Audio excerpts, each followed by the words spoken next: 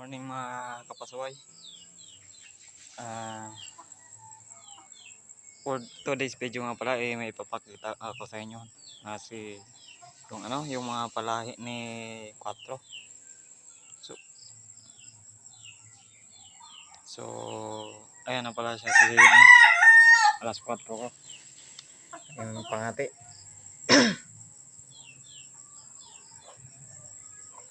Pumupugi na yan.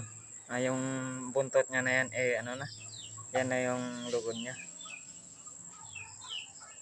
Kayo mga ka-hunter, kumusta yung nyo? Mga pangati nyo. Yan yung lugon ng buntot niya. Tapos yung niya, may mga pula-pula. Yun yung ating bagong pangati na mestisong bantang. Yun. So yan ay susubukan ko ngayong December. Testing ko na yan.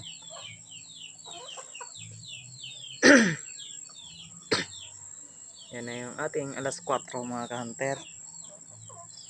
Kumirang giri-giri na. Siguro ay nangangasawa.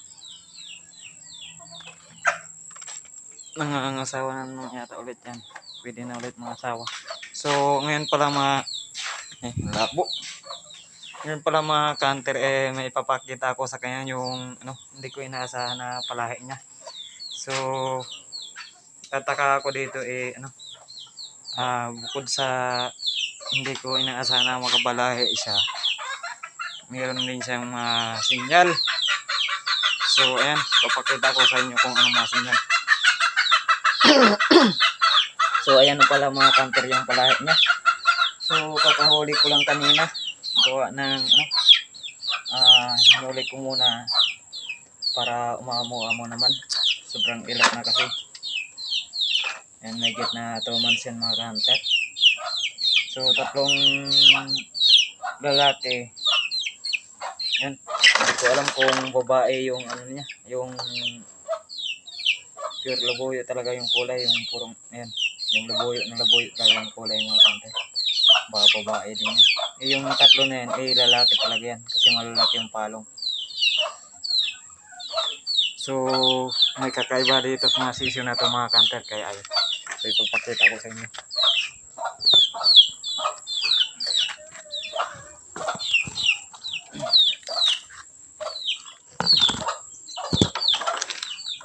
Mga ka-hunter, ang palahi ni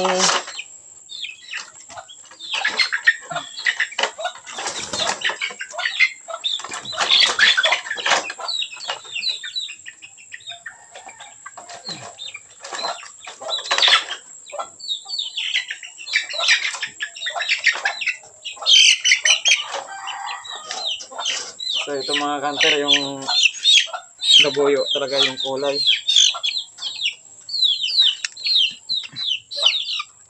Yan. Yan yung labuyo talaga yung kulay. Ito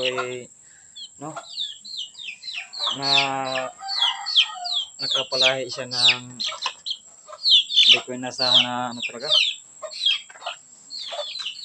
Makapalahi pa siya kasi yung ni-breed ko siya si 4 naman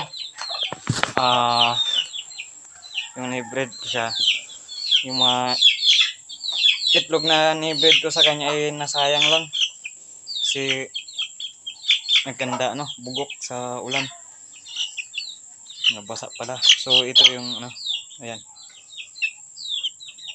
kaya sa tingin yung mga ka-hunter, babae o lalaki? Yan yan ang palong niya. Pero tingin ko ito ay babae kasi nakapagpalahi na rin ako nito noon nakaraang taon. So bukod sa tisay mga ka-hunter, ito yung niya So yan, kabilaan. So 5-5 yung niya, 5-5 yung paa niya, daliri niya sa paa. Ayan mailap. Yan mga ka-hunter. Yan mga kanter, 5 yan. Oh, 5. So kabila naman. Ayan. Oh, di ba? Oh, 5. Oh, 5 yan mga kanter. Oh. Bali 10 yung daliri ng kapaa. So bukod dito mga kanter, ayan, ipapakita pa ako sa inyo itong mga sisyo na to.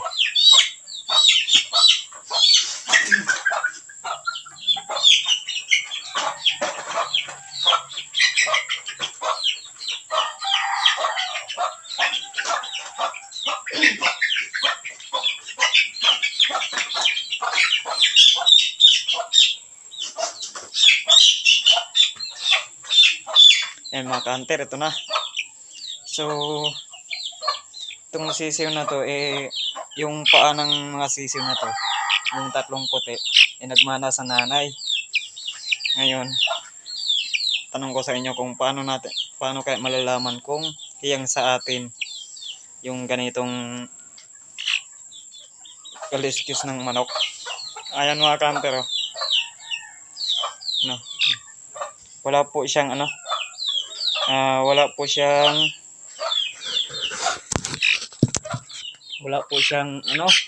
kaliskis. Ayan, oh. Ayan mga kanter, oh. Ayan. Walang kaliskis yan mga kanter. Ayan. Ayan mga kanter, oh. Walang kaliskis yan. Walang mga kaliskis. Paano kaya natin malalaman kung hiyang sa atin kung walang kaliskis mga kanter?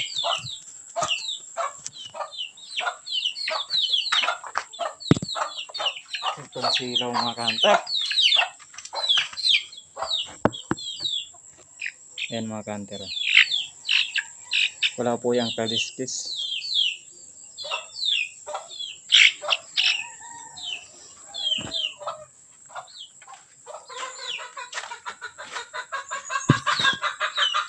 Malabo. Malabo. Pasensya na kayo. Malabo yung aking puro silaw sa araw. Yan. Yan kanter, yung gender ni 4. Nagmana sa nanay. So, dalawa sana yung kakulay ng yung laboy yung kulay, kaso namatay yung isa. So, mas maliit pa daw dyan, sabi ni Irpat. Ayan. White pit mga kanter.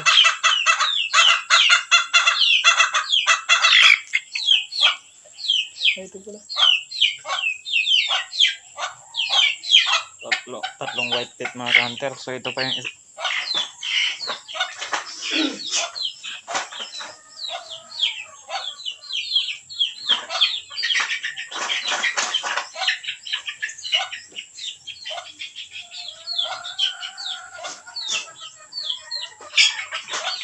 Ito yung isang mga kanter.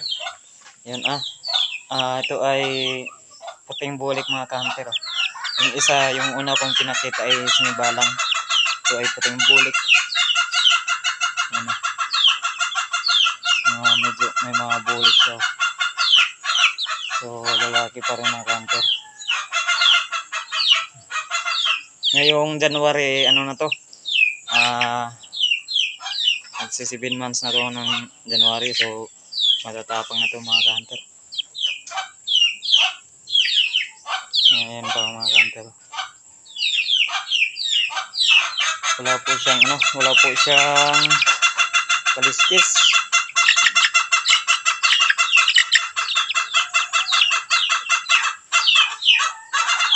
Pinanghuli ko na sila para mangitog na ulit yung inahin.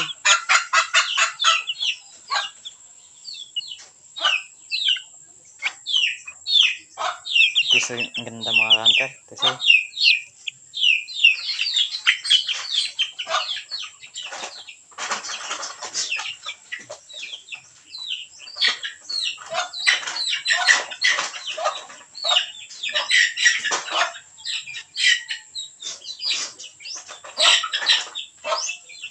ito yung last mga kanter, yung maliit na puti. Yan. Tisoy mga kanter. Wala din yung mga kanter. Wala din siyang ano, wala din siyang kaliskis. So ito ay bulik na bulik talaga. Yan, bulik siya. Yan o. Yan yung nanay. Ganda mga kanter. So masusubukan natin to ngayong next season mga kanter. Kung talagang kung paano testing natin kung hiyang sa atin yung kahit ulang kaliskis.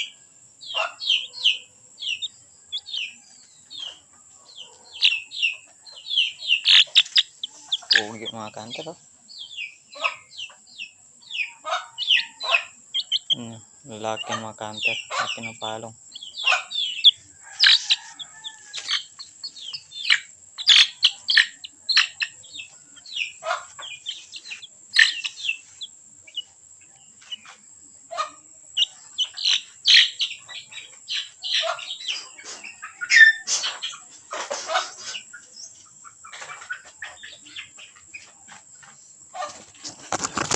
Yan sila mga kanter. Mga pang next season natin. Yung itong isa ay yung siniba lang yung una kong pinakita sa inyo ay malaki-laki ng konti.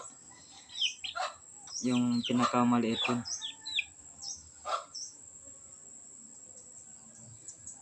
Pati, ito maliit din to. Kaya siya matangkad eh pumatong dyan sa kainan nila.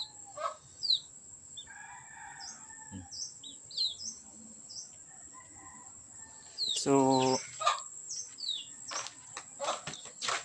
kanina ko lang yung mga napansin mga kanter na ano, wala siyang kaliskis. At nakita ko nung malapitan. So ayan yung tatay mga kanter, si 4.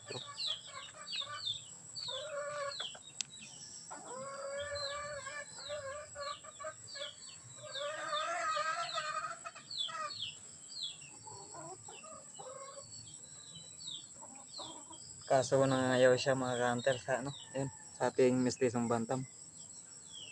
Nangangayaw siya. Gawa ng lugon. Itong inahin na ito mga kanter si Negra. Yan yung ano, pinlahi ko dyan sa kulungan. Kaso mga bugok yung itlog, nababasa siguro.